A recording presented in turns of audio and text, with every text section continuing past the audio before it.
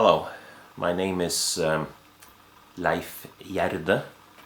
I am working in Europa consultancies, and this is the first lecture, first English lecture from the BGI project in Norway. The topic today is to introduce to you the Norway Grant BGI project. Remember that this video will have a lot of terms and words which you might not be familiar with in the beginning. These are important words which you will be using daily eventually as you become familiar with the project and what the project is all about. These terms will be included in a booklet which will be available during the project, and it will also be on the web pages to naturopa.eu/BGI. There the terms and words will also be included. And if you have problems, just rerun the video and have a look again to repeat whatever you didn't grasp the first time. Now, this first lecture is to introduce the project and me, and first I'll talk about who I am, what the BGI stands for, what it's all about, and the project itself, and what role we have in the project. So I'm working for a firm called Europa Consultancies, which is a foundation or an organization which I started 15 years ago. And the main objective of that foundation organization is to promote awareness of nature. So we do this through consultancy work, and we do it through a cooperation with other organizations and schools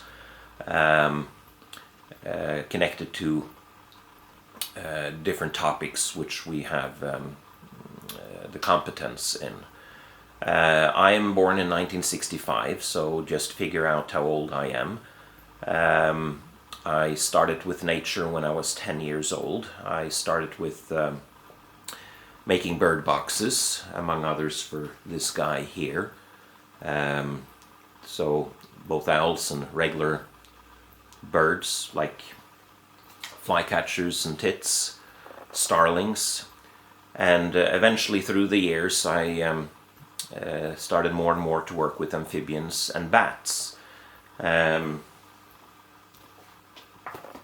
It's not easy to have a talk like this, so I've taken with a few items to show. So frogs I started with in 1988, has a lot with water to do, it has a lot with wetlands to do. And then in 1993 I started with this guy here, which is called the bat. And these are my two specialties, amphibians and bats. So I work with frogs and bats during summer. Studying bats and amphibians, going to the university, I studied just about everything except for bats and amphibians, because my approach is ecology. I'm learning about how the animals live, and to do this you need a lot of supplementary subjects. You need to know a lot about meteorology, geology, about soil, a lot of other elements supporting the knowledge and the science of amphibians and bats. And this is also true for school in general. When you're in the elementary, secondary and school, and also gymnasium, you learn a lot of subjects which seemingly is unimportant, but it shows out that these subjects, most of them, will become very important for you later in life. So supplementary subjects is important.